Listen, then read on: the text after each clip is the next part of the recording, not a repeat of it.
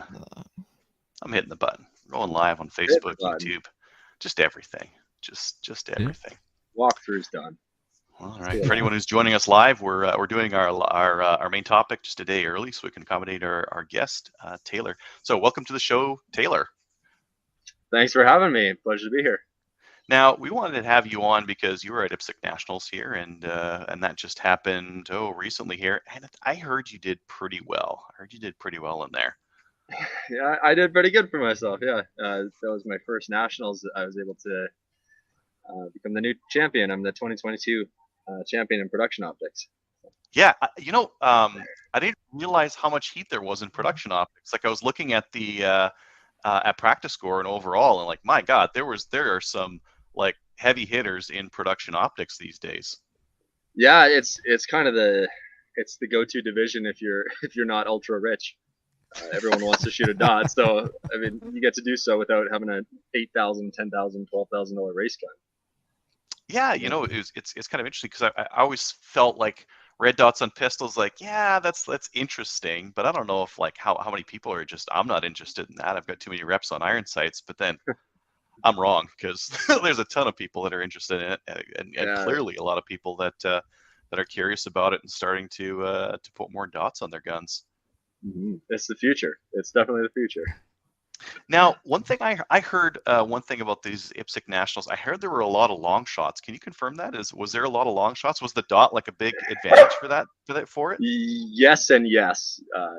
When you look at the match copy, I mean, for any match going in, you don't base your experience off the match copy. But when you get on the ground and you see the poppers, which look like minis and they're full poppers, yeah, we had at least 8 or 10 poppers at about 35 yards, and then there was one stage that had 45, what I paced to be about 45-yard poppers. So Wow. they really stretched it out on us. Yeah.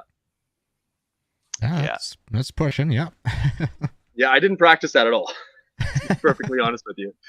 I figured they heard some guy stopped a mass shooting at 40 yards and they decided to just push out all the steel there. So this is your first nationals. You came from like how long have you even been shooting IPSC for? IPSC handgun. I got my black badge in 2019. So yeah, I guess we can pull it all the way back to 2019. That's when Kyle and I decided that we were gonna head off to shotgun nationals, and so we said we need our black badge, right? Got my black badge, shot my qualifier match just to lock that down, with the intention of just going to shotgun nationals and getting back into 3-gun. And kind of like the match that I shot, so I figured once I'm back from nationals, I'd try and give that a go. And so yeah, 2020, I went all in on handgun. I shot a lot of matches. I shot probably, I think it was 14 qualifiers. Whew. In IPSC Alberta, and then IPSC Alberta provincials, and that was my 2020. So that was kind of my failure year. That was I got a lot of experience in that. I met a lot of great people. Kind of got introduced into the IPSC family. 2021, I started taking it even more seriously. I didn't shoot as much, but I mean, it was a pandemic, right? So we basically just shot as much as we could, and they announced the matches at the start of July, and we just went bam, bam, bam, match, and yeah, went to provincials last year in Brooks, and shot a really good match and won provincials in that, and Nice. figured, well, okay, let's take this to the next level. So pretty short timeline then. I mean, you shot 3-gun before then, and you were a pretty accomplished 3-gun shooter. Like you did pretty decently in matches at that. But yeah, not a long time. No, I mean, I shot 3-gun for a couple years before I even got my black badge, so it's not like I just picked up a gun and jumped right in and started winning, right? I learned how to shoot with you guys. It was what, 2016. 2016, I shot a handgun for the first time. Got hooked. It was just a local club match at BTSA, and got hooked on that. Got a Smith & Wesson M&P and an AR, and pulled up my pump shotty, and we went 3-gunning at BTSA. And I didn't even know that there was matches out there. It was just kind of a thing that we did. And then yeah, met Adro, met Kyle. I think it was Chaz. I think it was one of the first Chaz matches. I think it was 2018 when I actually decided to kind of branch out Hmm. and shoot away from Calgary and learned about the whole shooting sports scene. So yeah, I shot a lot of 3-gun, still miss 3-gun. Hopefully we're able to get some more platforms back and fire that up again, like full scale. Yeah, Yeah. well, I think one of the things that is interesting about what you've done, you recently shot a 3-gun match at BTSA and you won with an RDB, and like again, a platform I've largely written off, the bullpups, but apparently Mhm. not really a limitation for you. Well, I'll be the first to say in IPSC 3-gun doesn't really matter. Uh, the gun that you shoot, as long as it's reliable and it's relatively accurate, you can do well with it, and you can do well with it at a high level. It really doesn't matter until you're, in my opinion, beyond even my level.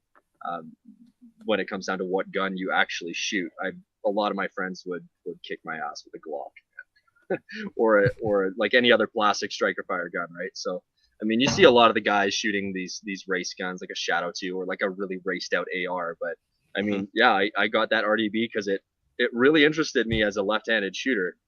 Like it was fully ambidextrous, downward ejecting. I didn't have to do much of anything to actually shoot it, and most importantly, it wasn't banned. So And doesn't break parts on a fairly consistent basis. Because some of the yeah, other guns we have here in Canada, you get 1,000 or 2,000 rounds into them and they start breaking parts on them. I haven't yeah, heard and of I very mean, many breakages on those. no, like, I mean, I don't know many people who have an RDB to be perfectly honest with you, but like it's a very simple gun when you strip it apart, and like I've seen some catastrophic failures with Keltex in the past, but they seem to have knocked that one out of the park.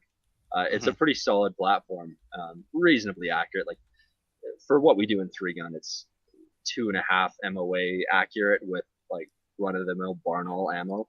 So enough that if you do your part, you can like. There's so many other things in a 3-gun match and or IPSC that don't depend on the gun that you got to perfect first before before your gun actually matters, right? Yeah, yeah, for sure. Well, maybe we could talk about that. I mean, so you can't just go straight from like you can't just like practice at matches. What do you typically do for training to?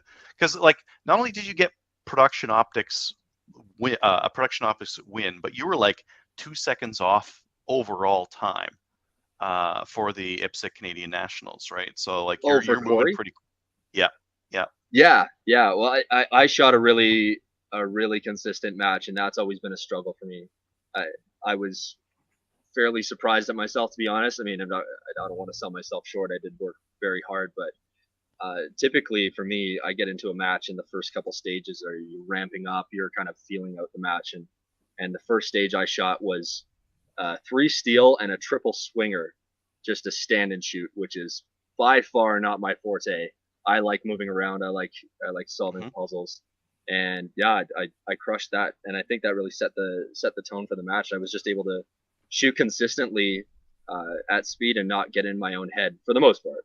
For the most part, there was we had one very dramatic stage that we could talk about a bit, but yeah, it was like especially shooting production optics. I'm starting to realize that it's like people will always say go after the like the points. 95% points is your goal, or 90% alphas is your goal. And Hmm.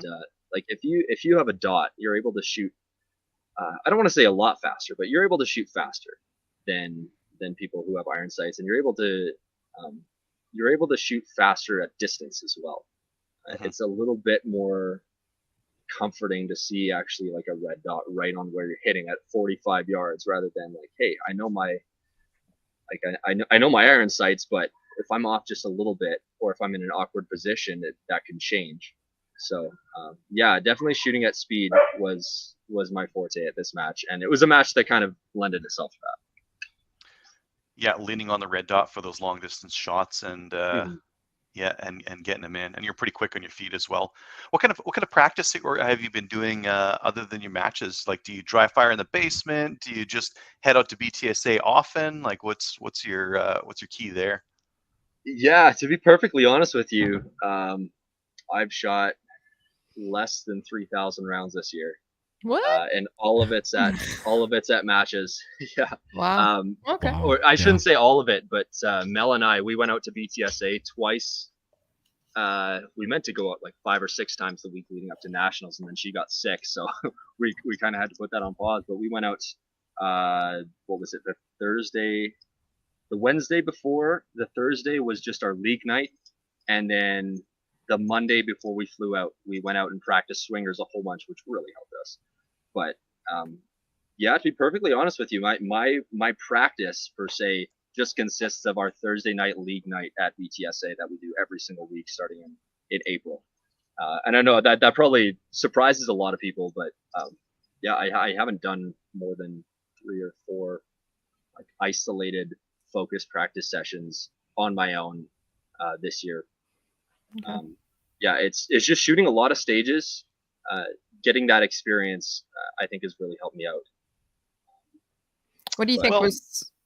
Sorry, I was just gonna. You said you were consistent this time. What do you think is the key or the reason why you were so consistent this match? I think it was actually setting a proper goal for the match. I didn't go out there to win nationals. I didn't go out there with the thought of getting a trophy and coming home with that. I thought I want to shoot to my ability. I want to make good stage plans and execute them properly. I want to be disciplined in my shot placement and just focus on fundamentals and kind of forget about the rest. And that's what I did. Like I had a few stages that were in my mind subpar, but I almost want to say the first time shooting, I didn't let that bother me. I just moved on to the next stage and thought it's 18 stages. You can not perform at 100% on one and still be in it, and Okay. that ended up being true. Mhm. Really, the only time that I got in my head was I got a reshoot, and that was on a big 32 round stage. So for anyone who doesn't know how IPSC is structured, for 18 stages, you'll have kind of like a golf course. You'll have par threes, par fours, par fives. You'll have short, medium, and long courses of fire, and at a sanctioned level 3, they have to follow a certain ratio. So you'll only have, I think we had 3 long courses of fire. It might be a little bit more than that. But 3 32 round stages. And for one of the 32 round stages, on my 5th shot, I hit a popper that activated a swinger that I was going to take later on in the stage. I called a good hit on it. I heard the steal, Yeah. but I hit it on the very edge and it didn't go down. I went across and kept going on my stage, and in the second position, I get there and I see that one of the poppers wasn't set up. And I wasn't stopped, and I was looking around confused, and I just kept going, fumbled my way through the stage. I get up to the point where I'm supposed to shoot the swinger. I don't see a swinger, so I'm thinking they gotta stop me now. Like this is a range equipment failure. And they don't stop me, so I am having a heart attack now, thinking, okay, that's obviously the popper didn't go down. That's a miss. The swinger didn't activate, and I can't shoot it. That's a failure to engage and 2 misses. I've already messed up my time. I'm basically having a mental heart attack right now, and thinking that's it. My national is over. Right. And thank goodness the end of the stage comes, and I'm out of my mind. And my teammate Josh, he just tells me, go back, load your mags, I'll handle this. And he talks to the range master. They call the range master. They talk to the ROs, and 20 minutes later, I was awarded a reshoot. And yeah, just like the rest of the match, I was able to get out of my own head, focus again, and crush that stage. So it was, yeah, I want to say it was just kind of my time came with maturing in the sport and just having that experience of shooting a lot of matches. And your how'd your reshoot go? The reshoot, I crushed it. I absolutely crushed it. I was a second faster than anyone, and yeah, I shot a little loose. Like if you look at the scores, what most people would consider to be a goal in minor, I shot like 7 deltas and 50 something Charlies. It was actually, I think it was pretty close to the points that Corey shot. But it was just the raw time. Like I made sure that I had the fastest time for most stages out of everyone, and that really paid off. Because it's hard to calculate that in like in a walkthrough or anything like that, right? It's you think to yourself, okay, this is a 10-second stage, and then you get off the stage, you go, oh wow, that was 13, 14 seconds. So I really pushed the speed, but I didn't get out of control, and I think that's like I picked my match speed and I stuck with that. Yeah, I think when I do well at matches, it's because I really got my foot on the gas when it comes to keeping things on the ragged edge of control. Yeah, yeah. Sometimes you took your foot off the gas and you're shooting it really comfortably, and that's when I find like my scores aren't nearly as good as I'd like them to be. Well, and it's different for everyone, and only you know the speed you can go at, right? Like if I get to the end of a stage and I'm thinking, oh, I shot that kind of slow, it may not look slow, but I know that I could have done it faster, right? And I didn't feel like that. I felt like that maybe one or two stages at this match, but that was it. I felt okay. This is I'm pushing it. If I pushed any more, I'd be missing. So Yeah. So how are the stages at nationals? So you mentioned a couple of them now. How are the other stages? Anything memorable or anything that anywhere the wheels fell off? None where the wheels fell off. Really, they were when I looked at the match copy, because typically when I'm signed up for a match, I will look at the match copy as soon as it's posted, try and figure stuff out. And this time I was just I was kind of over it, and I looked at it the week before, and I'm thinking, really, these are the stages, and they were deceiving. When you look at the match copy, it looks like a pretty simple, straightforward match, and then you get there and they've got all these steel pushed out to distance, and there's a lot of shots that just didn't seem to be a problem until you were stuck in a boat in an unloaded start or something like that, and they were challenging. They were absolutely challenging, and even when they aren't, when you're at nationals, we had one stage that was simply two positions. You had like 25, 30 yards steel on the right, four of them, and then you reloaded and you had four paper at 5 yards right in front of you. So even a stage like that, you're still having to execute at a high level against everyone else in the country, right? Yeah. It's not something where you can take a break, right? There's none of those at nationals. So yeah, there was the most memorable stage I think that everyone's going to notice when people start posting is the launch with the big moving target that has four targets on it. That one, I think I actually posted that one already. That one, you had to really nail down your timing, and you had to be comfortable taking 8 shots on a moving target in about a 4-second window, and that's including moving. Wow. Huh. So that really demanded a lot of everyone. And I was honestly, I thought that stage was going to get thrown out because they had at least a dozen range equipment failures of stuff not activating or breaking parts, and yeah, we had to get dragged back at the end of the day to shoot that stage because they just said we're taking too much time, just move on. Huh. Well, that's the trouble with like really interesting stuff is that it's interesting, but the reliability usually isn't there compared to like a popper or paper. Exactly. It was still a lot of fun, and people are going to be talking about that stage for a while. But yeah, it belongs at a level 3 and nowhere else really.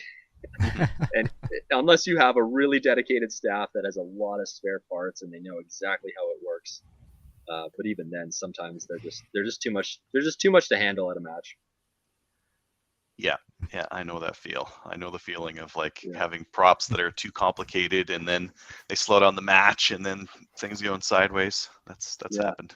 Yeah. It kind of reminded me of Mikey's stage. I don't know if it was Battle of Alberta. I think it was 2018 where he had that tractor that pulled you back as you shot. It kind of reminded me of that. It was one of those ones we're just going to keep talking about. That was a cool stage, though. That was worth it. Oh yeah, yeah, absolutely. Yeah, awesome. Yeah, that sounds incredible. That's really really big achievement that you've got there.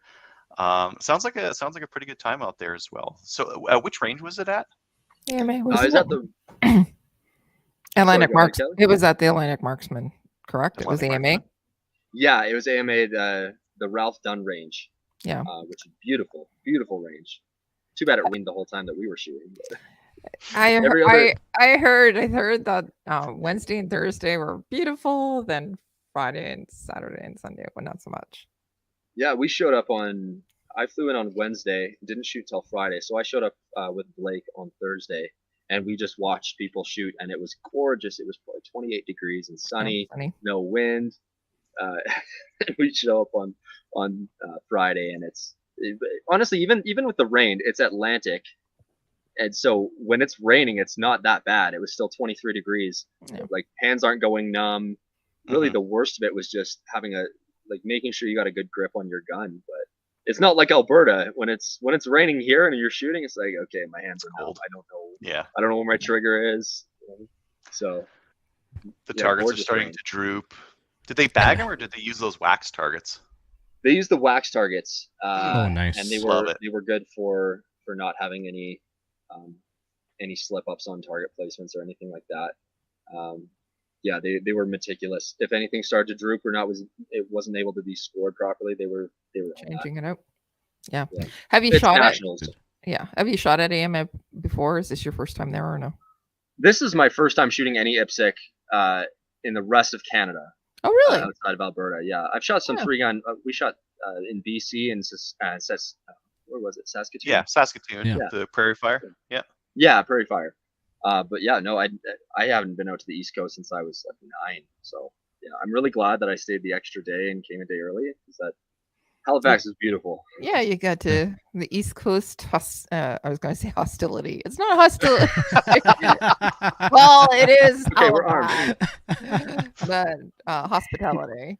But yeah, anyways, yeah, I find that surprising that you haven't really, well, for IPSC, but 3-gun, even 3-gun, it's kind of limited as well. Yeah, well, and we were kind of the place to be for 3-gun, right? Alberta and then Saskatchewan and BC. Really glad that I got my time in with that before we lost everything, because those were some of the best matches I've ever shot, to be perfectly honest with you. A lot of fun. Yeah, I shot USPSA nationals down south last year, but I haven't been to the rest of Canada for any kind of shooting. I've been meaning to, so I'm glad I got to go. So you shot USPSA nationals. Oh, that's interesting. I didn't know that. Yeah. How'd that go? Not so great. Less loading. Yeah, far less loading. Yeah, in fact, I even came home with extra ammo because I DQ'd with 2 stages left. Yeah, that's actually where I met Max. Max and I were the 2 PO shooters who were really going at it neck and neck at nationals, and yeah, we bunked together down in Alabama, and we weren't on the same schedule, so I didn't really get to see him shoot until Instagram. But man, got along really well with that guy. He's a great dude. He did pretty well for himself. He got 16th, I think, overall at Carry Optics Nationals. So yeah, pretty strong placement by him. Yeah, I I was a little goofy that match. That's kind of the contrast match to this Nationals, is I was just up and down, up and down, up and down. And then I shot one into the ground, and that was done. The match was done. Yeah. Okay. Yeah, so I learned my lesson on that one. Yeah. We're actually our last topic at the last Slamfire Radio was dealing with frustration while shooting, and it's kind of funny because sometimes it gets in your head, and you have those roller coaster matches, and it sounds like for this last match you slayed it. You just got in the bubble, got get focused on the fundamentals, and it's something that we talk about a lot. And it's you just say exactly. Everyone who shoots at a high level always says the same thing. They don't go out there to win. They go out there to lay down the fundamentals, shoot really fast, to follow their steps and that kind of thing. And the result is just going to be the result. And yeah, a lot of the top shooters that I've talked to down in the U.S., they say that the real difference between a master shooter and a grandmaster is they usually can shoot at the same level of performance. The grandmasters have a better mental game. They're able to kind of be more consistent, and more calm. And I mean, you're going to see masters beat grandmasters on the outstage, right? But that's kind of the differentiating factor. But yeah, and setting a goal that's realistic, right? Nothing that really depends on other people, right? Max and I would be back and forth all match, hey, how'd you do on this stage? I'd walk back to the last bay because he's right behind me, and we'd be checking on each other. And okay, good luck. It looks like we're really, really close. Yeah. But yeah, just making your goal about yourself and not depending on other people. Well, yeah, and you and I have talked about the whole goal setting thing before, and good to see it put into practice and executed fantastically. Yeah, that was just a few months ago we were talking about that, and yeah, it worked. It works. Yeah. So, Yeah. I wanted to ask a question back to your training. I know you mentioned you haven't shot much live fire, but what's your dry fire? Because you don't get to where you got at nationals by just picking up the gun a couple times, a couple weeks before the match. So no, dry fire is fundamental, and it's, in my opinion, more important, much more important than your live fire. You still need to live fire, absolutely. You need to learn how the gun moves in your hand. You need to learn how your trigger resets and how your dots move around. But yeah, dry fire is where you really learn a lot of your fundamentals of movement, like especially your grip and your trigger control. Yeah. Yeah, and that's just like over the winter when I'm not shooting at all. That's what I do. Like if I'm, especially in the pandemic, and to be perfectly honest, that's what made the difference in my mind. Is like I got a Shadow 2 right before the pandemic kicked off, and so, man, it was frustrating and it wasn't fun. But like all I could do is dry fire, not able to go outside and do anything else. And so that's what I did. I just got a bunch of those sticky targets on my wall, and I just started really nailing down the fundamentals, like 1,000 draws in a month, and just like countless reloads and moving to certain positions. And eventually I got to the point where I was making small stages in my garage, in my basement, and you would treat it like a match. You make a plan on here's the targets that are in play for this stage. Here's how I want to execute it. Here's the positions I need to hit. Here's how I want to enter. Here's how I want to exit. Here's my footwork, how I'm going to orient my hips and everything. And you give yourself one shot at it. And then sometimes I'd film it, sometimes I wouldn't. And then you go back and you say, okay, what did I do good? What did I mess up on? That's what I need to work on. But yeah, eventually you get to the point where you need to pull the trigger on some live ammo to really make a difference. And that's where I think, like, man, my whole family at BTSA, that's been invaluable for me to learn how to shoot well, is just being able to shoot a few stages every single week in an environment where I can put stress on myself if I want, and if I'm just there to have fun, and I do that too. And that's also been pretty important. It's just like, you got to take it seriously, but it'll burn you out if you just keep it serious the whole time. Yeah, you have to have fun. Yeah, for sure. Yeah, you got to have fun. Yeah. And we had a lot of fun.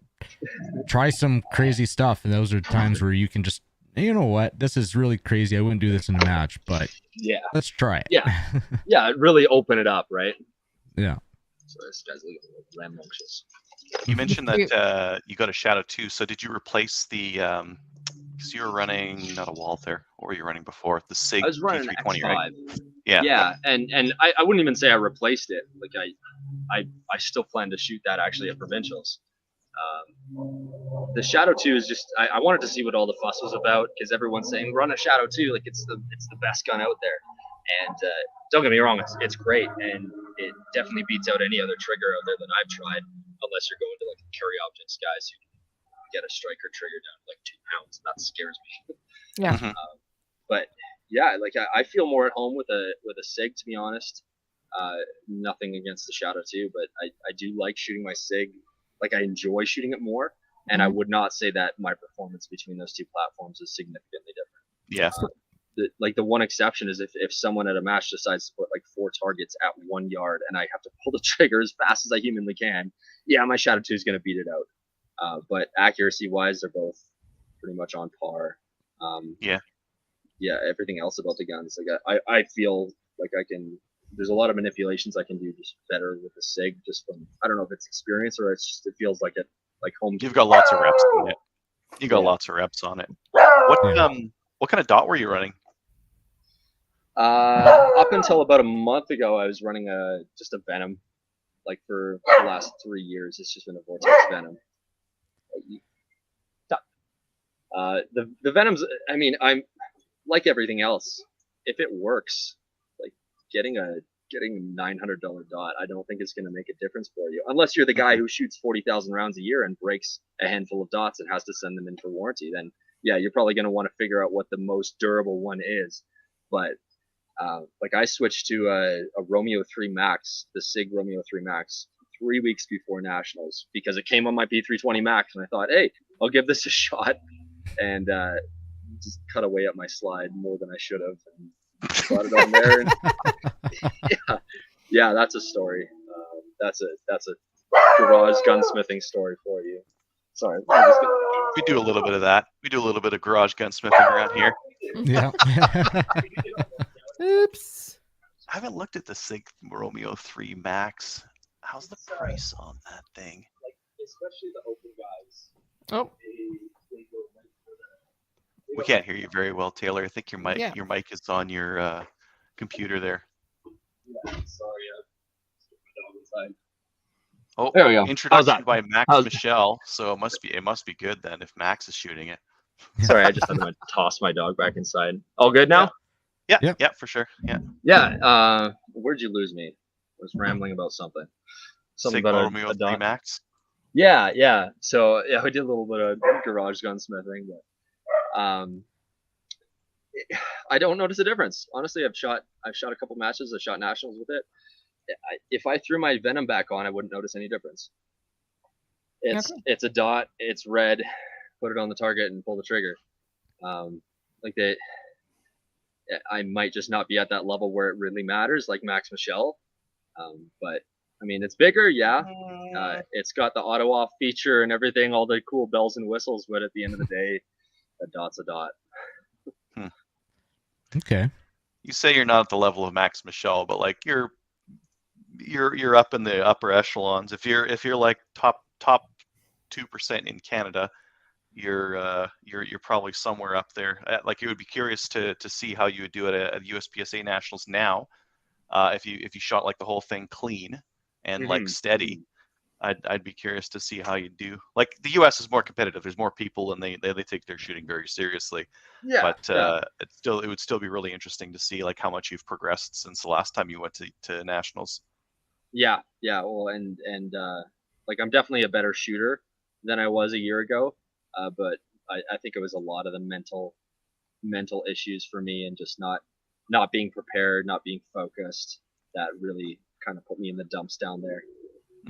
Also, not being used to 23 rounds on a mag and keeping my eyes up on a stage at all times. That was a real different experience for me.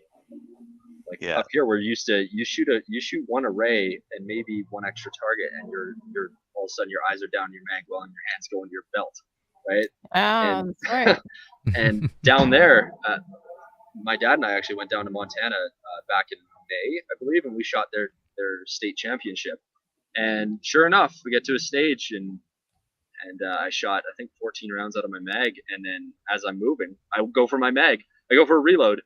I'm like, what am I doing? What am I thinking? And that threw everything off. And yeah, it's a different style of shooting where you always have your grip, your eyes are always on a target, and you are just, it's more of a marathon than a couple of little sprints.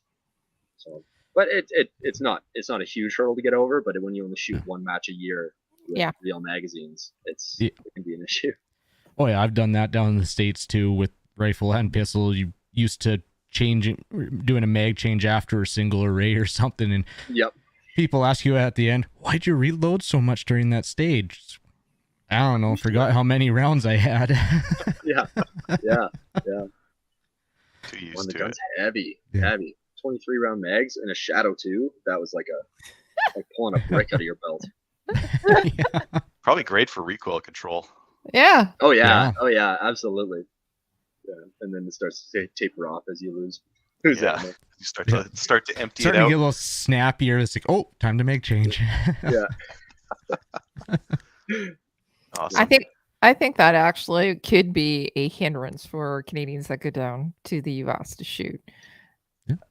Just it's not what we're used to, and it's just one more thing to worry about, right? That you have to have on your mind that they don't.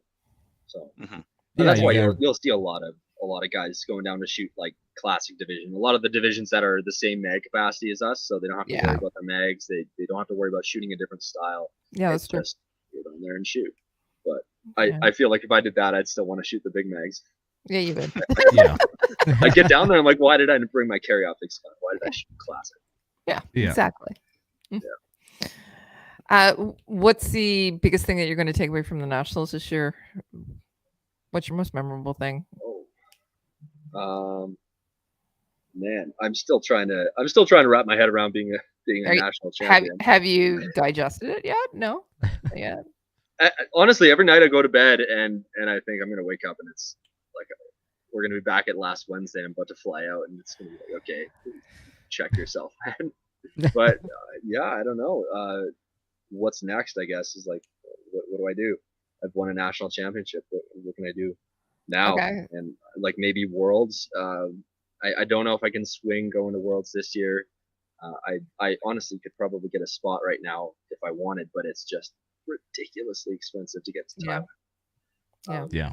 So yeah, I'm just focusing on provincials now. We got provincials in a month, and just keeping my shooting at the same level and trying to figure out what do I do to improve now. Okay. Do you think that there's more pressure on you now that you've won? Yeah. Well, and Sorry, I don't make you laugh, but it's like, oh my god, no, I there's stage now because exactly. Well, and there's no expectations on you when you go there and you're an underdog, and I mean nobody's won or nationals since 2019, right? So, correct. Like Max hadn't shot production optics yet. I hadn't shot production optics yet. So it was really hard to see what was going to happen. But I had Alex Burdett, the now 5-time national champion production, came up to me at the end and he says, hey, like, congrats. Now you got a target on your back. Now there's going to be all the pressure of people coming after you, right? Like not in a malicious way, not in a bad way. Now you're the champ. Now you're the guy to beat, right? Right. Yeah, you're the target. Yeah. Yeah, I don't know. I don't feel like I've been in that position before. So yeah, it's gonna take a little bit to digest. I know it's been 4 days now, but yeah, it's gonna take a bit to digest. Well, I definitely got it. Go ahead, Kyle. This could be a whole other part for your mental game. Is trying to push that aside and still just shoot your match and not worry about what people's expectations of you are. Yeah. Or even your own, because you're a national champ, right? Like it's gonna exponentially increase that, so now it's gonna be harder to push that down. So yeah. Well, and to be honest, like I love all the people that I shoot with, and Max and I were, I think, 8 points apart. That's a minor mistake on any given stage. Yeah. Any minor mistake, and he's the national champ. So I mean, like it'll probably be the same next year. Like we're probably going to be just as prepared. And I'm really looking forward to that. Max is a great dude to shoot with, just a great dude to hang out with, and I'm really looking forward to doing with him next year. Hopefully, yeah, we can get more heat in production optics, because there was a bunch of shooters from other divisions in Alberta that didn't manage to get to nationals. So like I would love to have everyone there next year and really see what people are capable of. But yeah, right now it's just kind of taking it in and celebrating. Yeah, yep. I think that you're gonna have to do that, but at the same time, I think you mentioned it. You said, okay, just continue. You have to still continue to have fun. Don't put a lot of pressure on yourself. You're already shown how good you are. Now at provincials, just go and have fun, because that's what it is. It's just the provincials. I think you have. That's a good way of thinking of it. Yeah. So you have nothing else to prove. You've already proved at nationals, right? This is a fun match now with your buds. Yeah, but I mean, every match is like an opportunity to do well or to crash and burn, right? And so like it doesn't matter if you're a world champion or not. Like there's been matches that I've seen Max Michel just absolutely crash, and thinking, you've won worlds multiple times, and I bet you if you asked him, he'd say it doesn't matter. This is a new match. Yeah, right? That's true. Exactly. Yeah. That was yesterday. That was yesterday. Yeah. You know what? It's also the last shot was the last shot that you just done. Now we're going to concentrate on the new shot. So it's just like the same thing with match too, I guess. Yeah, but I think that you said that you're already better prepared. You were better prepared this year from your mental game. I think that you are going to be going forward as well. I think that you have some great goals. You know, the goal itself is you're not competing against other people. You're actually working. The goal is to do better than you've done last time with yourself. And yeah. Well, and I'd like to see the sport grow more. And all the shooting sports grow more, right? Like it's going to be like regardless of the political situation, it's going to be a tough, at least next year, with the ammo shortage and not being able to get really any components. Well, at least primers next year is going to be really devastating to a lot of people. You're going to see a tapering off in participation, I think. So keeping that culture alive and keeping the matches like filled. In Alberta, that's probably not going to be a problem, but with ammo getting so expensive, I hope that we don't see any kind of decline in our sport, because I love the sport and I want more and more people to participate in it, not less. Yeah, for sure. I think there is going to be a little bit of a surge because so many people are buying pistols. That's true. Yeah. And with that, they're going to want to do something with it. So get their black badge and maybe IPSC. But you're absolutely right. I think that this is something that we talked about already. The cost of gas, the cost of ammo, and the availability of ammo and components. It will have an impact on people as well. Yeah. And especially like gas, we've had a number of matches this year where people are switching to like carpooling as many people as they possibly can in their van to a match out in Tabor, like a 2.5 hour drive, or people getting like a dual sport bike and spending $12 in gas to get there instead of 80, right? So people are getting creative, but it's definitely a strain, especially in this province where you got to travel so far to get to matches. Yeah, that's true. Yeah. You're seeing a lot of people not going to certain matches. I won't go up north right now. Like I won't go to Bonnyville or Fort Mac. I would love to go. It's just financially unfeasible, right? Yeah. And this is a game of resource management. Yeah. It is what you have to do. Our sport is not inexpensive. Nope. So you do actually have to have some money for it, but at the same time, I think there will be more people getting into the sport itself. Hopefully at some point it'll get less expensive. We will have more ammo available, and maybe even, hey, you never know, we might have a drop in gas prices. I doubt it. We might even have some better laws that are coming out. That would be really nice. That would be perfect. So here's the message. We just need to actually change the political climate and do that in the next election, and then we're golden, I think. Well, now I'm optimistic. I'm quite optimistic about that, to be honest. And there's a lot of shooters that I've just run into at the range or just in gun stores. Like I never thought about buying a handgun before, and now I've got one. Right? So what do I do with it? And well, here's one option. Like come shoot IPSC. Yeah, I think that there's somebody that was on our thread here a little bit earlier that was stating he's brand new. He just bought his first handgun. He wants to get his black badge now. Wants to go and shoot IPSC because that's where that's cat's meow. That's what everybody's talking about. He's polling people. What should I do with this? Go and shoot IPSC. So I think that everybody. And then there's going to be who's going to be the next Taylor. There's always going to be somebody that will replace the person that was the previous champion. They'll be faster. Oh yeah, younger guys, right? Younger. Yeah, there will be. We've got junior shooters here in Alberta that are 15, 16 years old, and man, it's watching them is scary. Thinking if I didn't get into this sport until I was 24, 25. Imagining what these kids are going to be like at 20, like in 2 years with the resources that they have and the experience that they have, it's going to be scary. You're going to see some hopefully national champions in junior division. That would be exciting, and that would be a good indicator of the health of the sport, right? Yep, for sure. Yep. And the future of it, yeah.